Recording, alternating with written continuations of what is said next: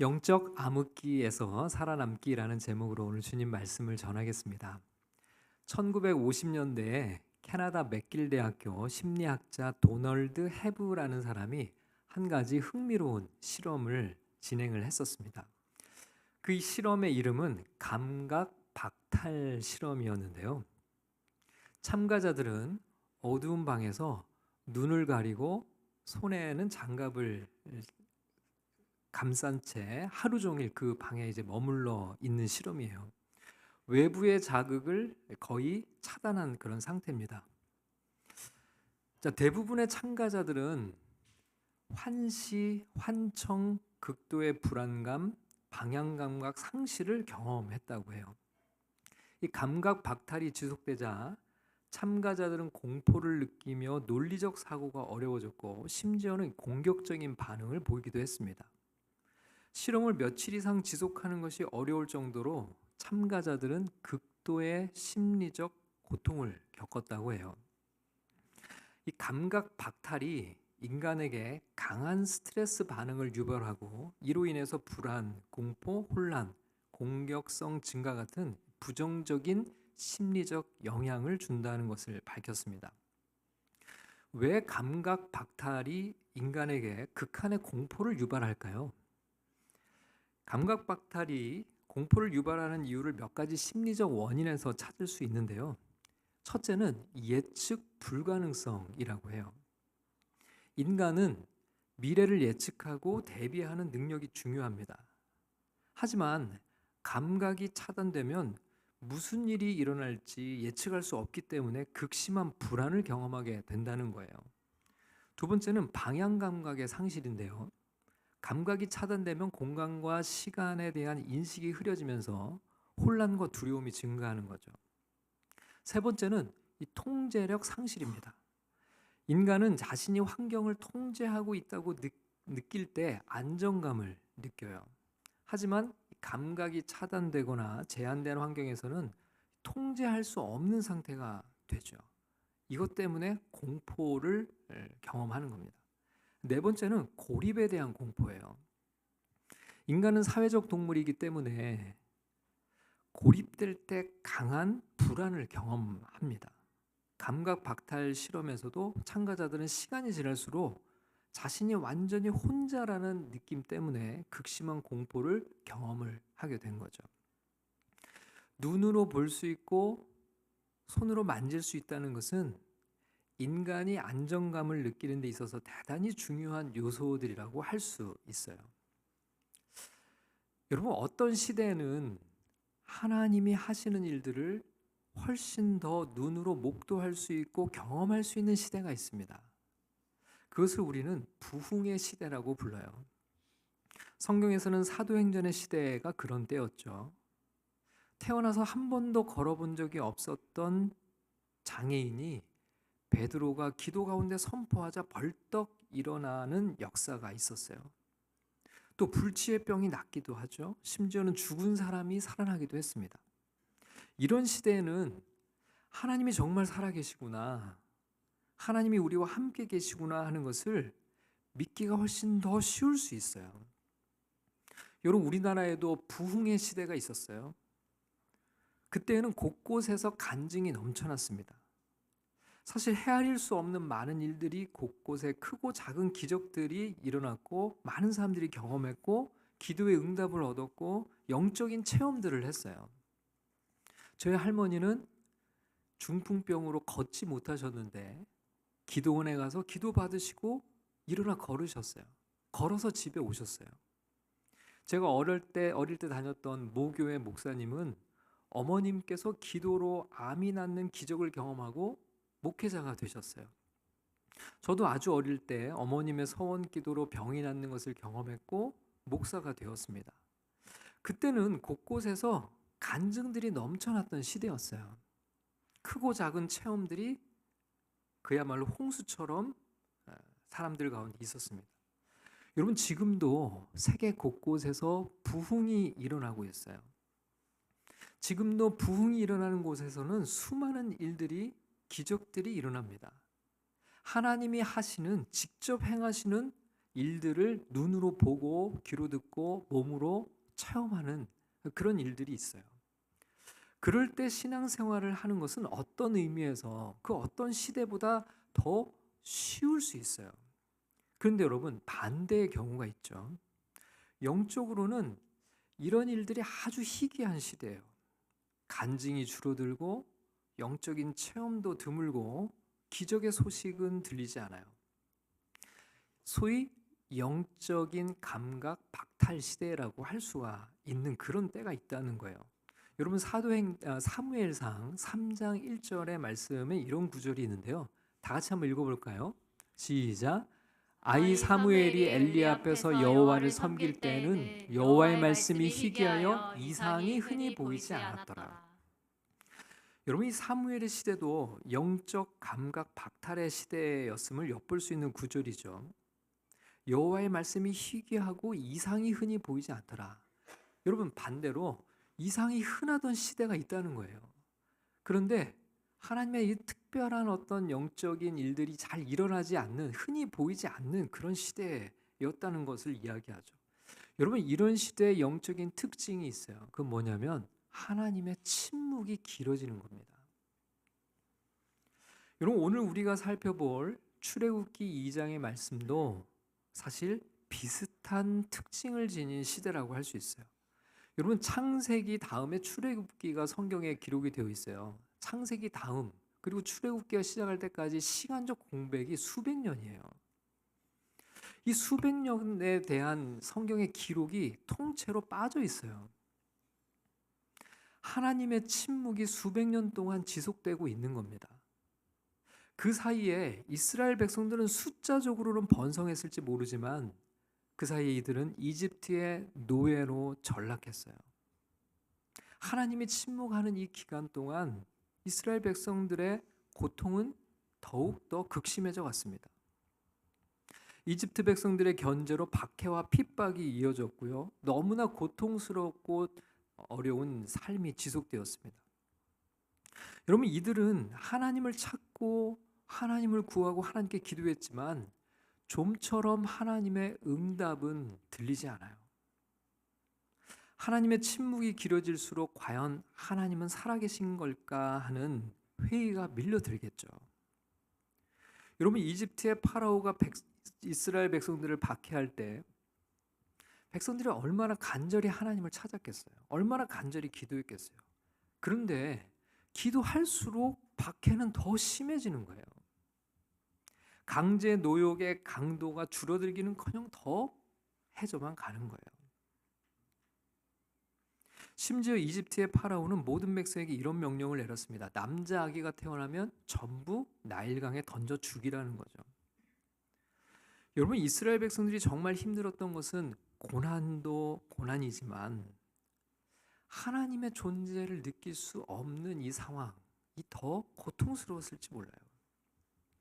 불러도 응답이 없으신 하나님, 기도해도 반응이 없으신 하나님, 영적 체험은 전무하고 간증이 완전히 사라진 시대, 하나님이 하시는 일이 전혀 보이지 않고 하나님의 존재를 전혀 느낄 수 없는 시대. 여러분, 지금 이스라엘 백성들은 그런 시대를 수백 년째 살아가고 있었던 거예요. 여러분, 우리는요, 시대의 산물이라고 할 수가 있죠. 우리는 시대의 영향을 지대하게 받으며 살아갑니다. 여러분, 각 사람의 인생이 매우 독립적인 것 같지만 그렇지 않아요. 여러분, 우리가 지금 평화의 시대에 태어나 살고 있기 때문에 지금 우리 이 모습으로 우리는 인생을 살고 있는 거죠. 여러분, 만약에 우리가 전쟁의 시대에 태어났다면 우리가 지금 동일하게 이런 모습으로 살아갈 수 있을까요? 아마 저도 전쟁터에 가서 생사를 확인할 수 없는 상황에 놓여 있을지 몰라요. 또 한 가지는 우리가 시대를 선택할 수 없다는 점이죠. 여러분, 이스라엘 백성들도 시대를 선택해서 태어나오라고 했다면 이스라엘 백성들이 수백 년 동안 노예로 전락한 그 시대에 태어날 사람은 아무도 없을 거예요. 태어나 보니 내 백성, 내 민족이 이집트의 노예였던 거예요. 내가 아무리 잘난다고 해도 노예의 삶을 벗어날 수 없는 그런 시대인 거죠. 내가 선택할 수 있는 것이 아니었어요. 여러분, 우리가 경험하는 이런 영적인 삶도 마찬가지로 비슷한 점이 있습니다. 영적으로 부흥하는 시대에 태어나서 살아간다면 신앙생활을 하고 예수님을 믿고 하나님을 예배하며 사는 삶이 훨씬 더 쉬울 수 있어요. 그러나 반대의 경우도 있겠죠. 영적으로 매우 침체된 시대, 영적으로 어두운 시대에 태어나서 살아간다면 사실 신앙생활은 더 힘겨울 수 있다는 겁니다. 여러분, 이스라엘 백성들은 민족적으로는 고난의 시대, 영적으로는 하나님의 침묵이 길어지는 어두운 시대를 겹쳐 살고 있었어요. 그야말로 최악의 상황이라고 할 수 있겠죠. 시대적으로도 그렇지만 여러분, 우리가 살아가는 인생 가운데도 이런 시기를 만날 수 있어요. 너무나 힘든 인생의 어두운 터널을 통과하고 있는데 영적으로도 매우 침체해 있는 때를 보낼 수 있다는 거죠. 아무리 기도해도 하나님의 응답은 묘연하고 삶의 고통은 끊임없이 내 삶을 짓누르고 하나님의 부재가 크게 다가오면 다가올수록 내 삶의 고통의 크기는 점점 더 크게 느껴지는 그런 시대를, 또 그런 시기를 우리가 살아간다면 우리는 어떻게 해야 할까? 여러분, 오늘 말씀 속에서 이 해답을 함께 찾아보려고 합니다.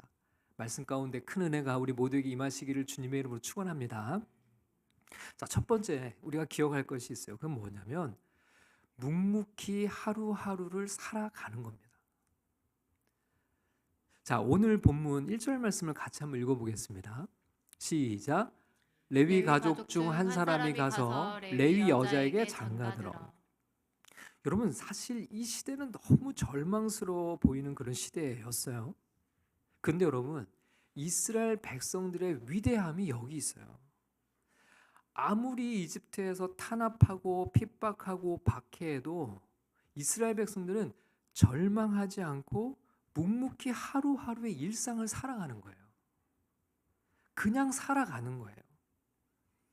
밥 먹고 자고 일어나서 주어진 일을 하는 겁니다. 아무리 고된 강제 노역을 시켜도 그 일을 그냥 하는 거예요. 심지어는요, 오늘 1절 말씀을 보면 배우자도 찾고 배우자를 만나서 결혼도 하고 임신하고 아기도 낳아요. 여러분, 2절 말씀을 같이 읽어볼까요? 2절입니다. 시작.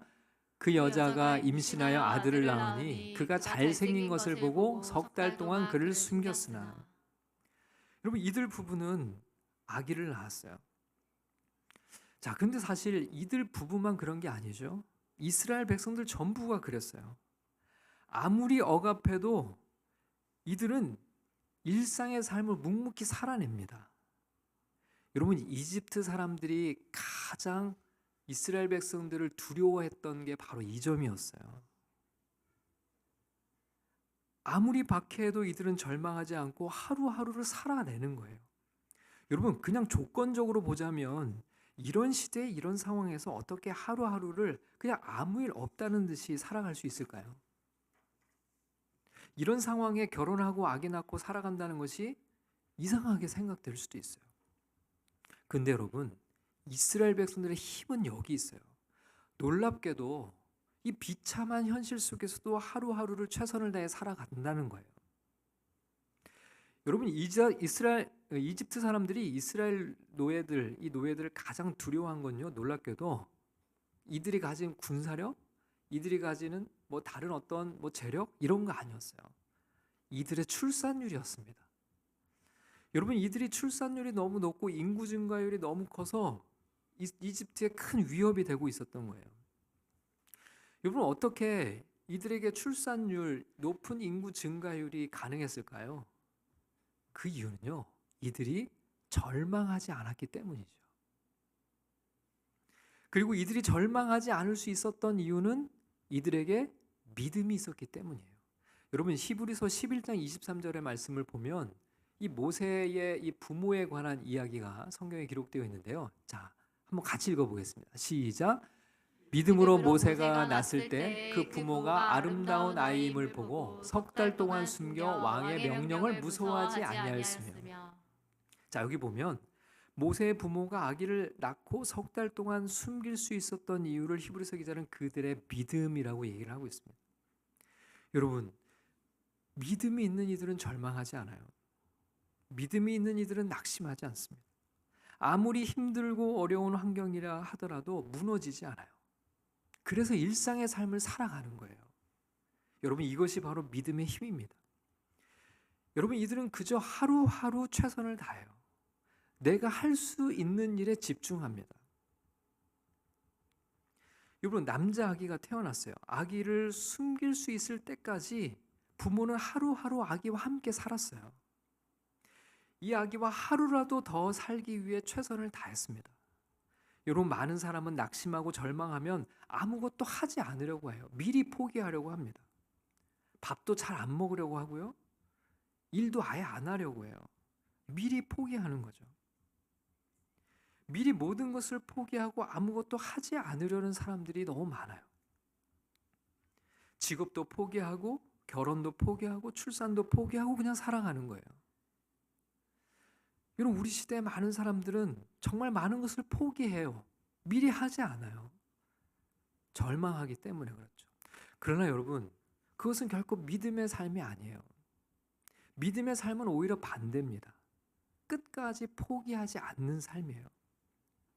마지막까지 최선을 다하는 겁니다. 여러분, 이들 부부는요, 아기를 위해 할 수 있는 것을 다 했어요. 최선을 다합니다. 석 달 동안 아기를 숨겼어요. 여러분, 그 석 달 가운데 무슨 일이 벌어질지 누가 아나요? 어떤 사람들은요, 아기를 낳으면 죽이라니까 미리 안 낳았을 수도 있어요. 그러나 이들은 끝까지 하나님이 어떤 일을 하실지 알 수 없기 때문에 마지막까지 자신들이 할 일을 다 한 거예요. 아기에게 젖을 물리고 아기의 기저귀를 갈고 아기의 목욕을 시켰어요. 최대한 보호할 수 있을 때까지 이들이 할 수 있는 최대한까지 한 거죠. 그러다가 더 이상 이 아이를 보호할 수 없는 지경에 이르렀을 때, 한계가 다 다다랐을 때 작은 상자를 하나 만들었습니다. 그리고 거기에 아기를 담아 나일강에 띄워요. 자, 3절 말씀을 읽겠습니다. 시작. 더 숨길 수 없게 되매 그를 위하여 갈대 상자를 가져다가 역청과 나무진을 칠하고 아기를 거기 담아 나일 강가 갈대 사이에 두고. 더 숨길 수 없게 되매, 여러분, 한계에 이를 때까지 이들은 절대 포기하지 않았어요. 그리고 한계에 이르렀을 때조차도 이들은 포기하지 않아요. 그리고 자신들이 할 수 있는 일을 찾습니다. 이들이 찾은 일이 뭐예요? 갈대 상자 하나를 만든 일이었어요. 그리고 거기에 방수 재료를 바르는 일이었어요. 그리고 거기에 아기를 담아 아기를 나일강에 띄워 보내는 일이었습니다. 여러분, 이들은 자신들이 할 수 있는 것은 무엇이든지 했습니다. 할 수 있는 것은 다 한 거예요. 여러분, 이것이 바로 믿음입니다. 끝까지 포기하지 않고 내가 할 수 있는 최선의 것으로 하루하루 내게 주어진 삶을 묵묵히 살아가는 힘, 여러분, 그것이 믿음의 힘이고 그것이 바로 믿음의 삶입니다. 저는 우리가 그런 믿음의 삶을 하루하루 살아낼 수 있기를 주님의 이름으로 축복합니다. 자, 두 번째는요, 내가 할 수 없는 것은 하나님께 온전히 맡기는 겁니다. 여러분, 모세의 부모는 최선을 다했어요. 이들이 할 수 있는 것은 다 했습니다. 그러나 여러분, 그 다음은 하나님께 맡겨요. 아기를 갈대 상자에 담아 나일강에 띄울 때 이제 모든 것은 다 하나님께 맡겼습니다. 여러분, 3절 말씀 다시 한번 읽어볼까요? 시작. 더 숨길 수 없게 되매 그를 위하여 갈대 상자를 가져다가 역청과 나무진을 칠하고 아기를 거기 담아 나일강가 갈대 사이에 두고. 여러분, 아기를요 갈대 상자에 담아 나일강에 띄우잖아요. 여기서 이 상자라고 표현된 히브리어가 성경에 딱 2번 나와요. 여기 말고 어디에 나오냐면 노아의 방주를 표현할 때 그 방주가 바로 이것과 같은 단어입니다. 노아의 방주와 이 갈대 상자에 공통점이 있어요. 그건 뭐냐면 노아의 방주도 이 갈대 상자도 방향을 조정하는 키가 없고 그리고 돛이나 노가 없어요. 동력이 전혀 없어요. 그 얘기는 뭡니까? 그저 물이 흘러가는 대로 흘러가는 그런 배예요. 여러분, 노아의 방주와 이 갈대 상자의 공통점은 오직 하나님께 이들의 운명을 맡겼다는 겁니다. 이 상자가 어디로 떠내려갈지, 노아의 방주가 어디로 갈지 그것은 전적으로 하나님의 손에 달려 있는 거였어요. 하나님께 맡긴 거죠. 여러분, 우리의 주인이신 하나님께 모든 것을 맡긴 것이 바로 이들이 보여주는 믿음의 모습이에요. 여러분, 우리는 최선을 다하지만 우리의 삶의 결과는 주님께서 결정하세요. 우리가 좌지우지할 수 있는 것이 아니에요. 그것은 내 영역이 아니에요. 그것은 하나님의 영역입니다. 우리는 내가 할 수 있는 것에 집중하지만 내가 할 수 없는 것은 온전히 하나님께 맡기는 믿음이 필요해요. 여러분, 우리는 종종 반대로 할 때가 있어요. 내가 할 수 있는 것에 대해서는 게으르고 내가 할 수 없는 것에 대해서는 과도하게 집착하는 거죠. 여러분, 이들은 마지막까지 아기를 위해 최선을 다했어요. 어떻게든 아기의 생명을 살리고 보호하는 일에 최선의 노력을 다했습니다. 왕의 명령을 어기면서까지 자신들의 생명을 걸기까지 최선을 다했어요. 그리고 이제는 한계에 다다랐을 때 하나님께 맡깁니다. 여러분, 이것이 믿음의 삶인 줄 믿습니다. 하루하루 최선을 다하고 낙심하지 않고 절망하지 않고 포기하지 않고 묵묵히 내게 주어진 일을 하되 내가 할 수 없는 영역에 대해서는 온전히 하나님께 올려드리고 맡기고 그렇게 주님께 의탁하는 삶. 여러분, 그것이 바로 믿음의 삶입니다. 저는 우리가 그 믿음으로 하루하루를 살아낼 수 있기를 주님으로 축복합니다. 여러분, 세 번째는요, 하나님의 섭리에 대한 믿음이에요. 여러분, 아기를 갈대 상자에 담아 나일강에 띄워 보냈어요. 아이의 누이가 어떻게 되는지 따라가 봅니다. 자, 그런데 어떤 일이 일어나요? 5절 말씀을 읽어보겠습니다. 5절입니다. 시작. 바로의 딸이 목욕하러 나일강으로 내려오고 시녀들은 나일강가를 거닐 때 그가 갈대 사이에 상자를 보고 시녀를 보내어 가져다가. 여러분, 개정 성경에는 번역되지 않은 단어가 하나 있어요. 원문에는 뭐냐면 마침이라는 표현이 제일 앞에 나옵니다. 마침. 새번역 성경에도 마침이라는 번역이 있어요. 때마침 이 아이를 담은 상자가 떠내려가는 그때, 때마침 바로의 딸이 이집트 파라오의 공주가 목욕하러 나일강으로 내려오고 그가 갈대 사이에서 상자 하나를 보게 돼요. 그리고 시녀에게 상자를 가져오라고 합니다. 여러분, 이것이 우연일까요? 성경은 이것이 결코 우연이 아니라고 말씀하는 거죠.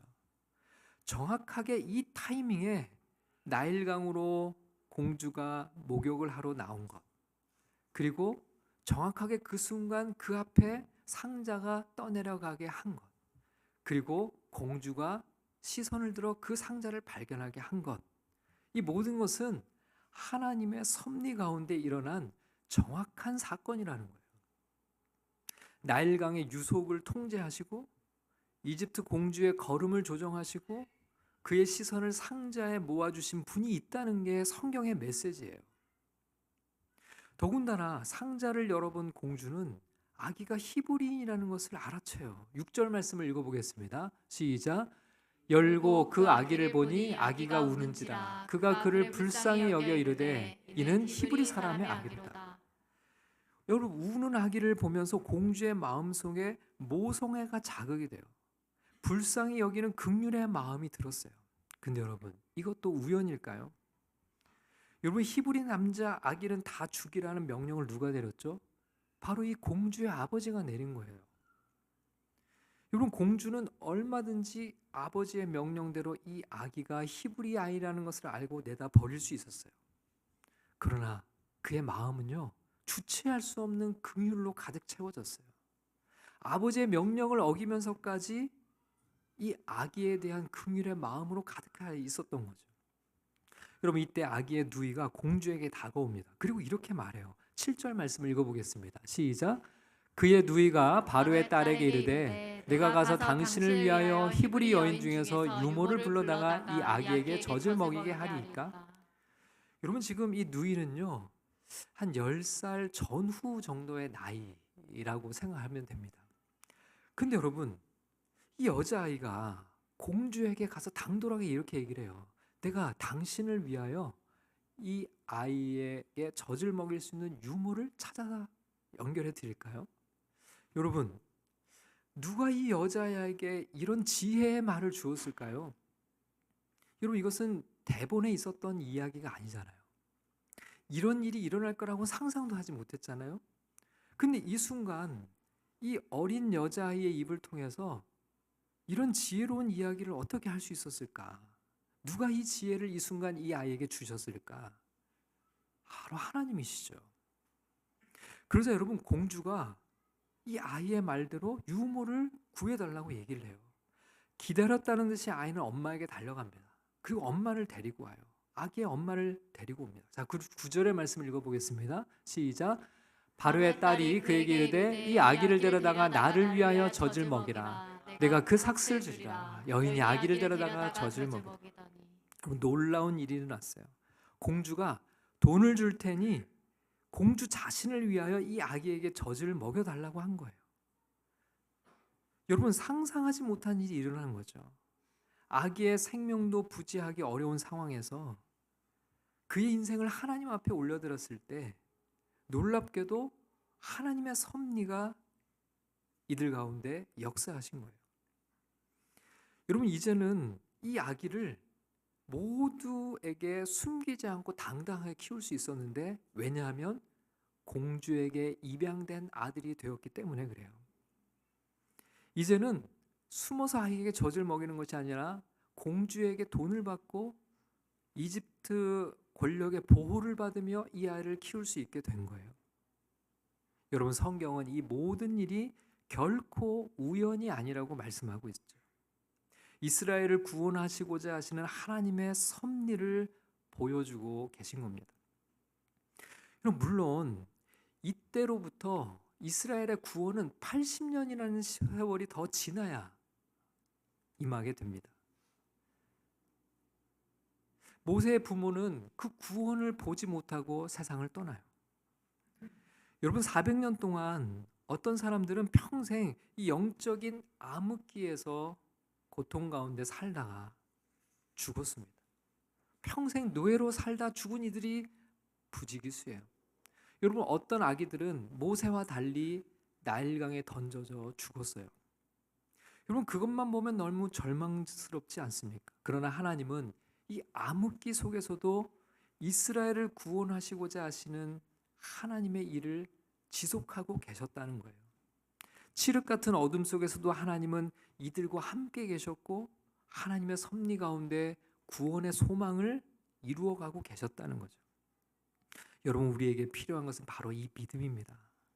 하나님의 일하심이 눈에 보이지 않아도, 하나님의 존재가 느껴지지 않아도, 우리 가운데 영적 체험이 없어도 지금 우리 곁에서 하나님의 섭리 가운데 주님이 일하고 계심을 믿고 살아가는 믿음. 여러분, 하나님의 역사는 긴 안목으로 봐야 볼 수 있어요. 인류의 전 역사를 통해 봐야 하나님이 드러나죠. 오늘도 우리 가운데 살아 역사하시는 하나님의 섭리를 믿고 내게 주어진 하루하루를 최선을 다해 살아가고, 내가 할 수 없는 것은 온전히 주님께 맡기며 그렇게 믿음으로 승리하며 살아가는 저와 여러분들이 모두 될 수 있기를 주님의 이름으로 간절히 축원합니다.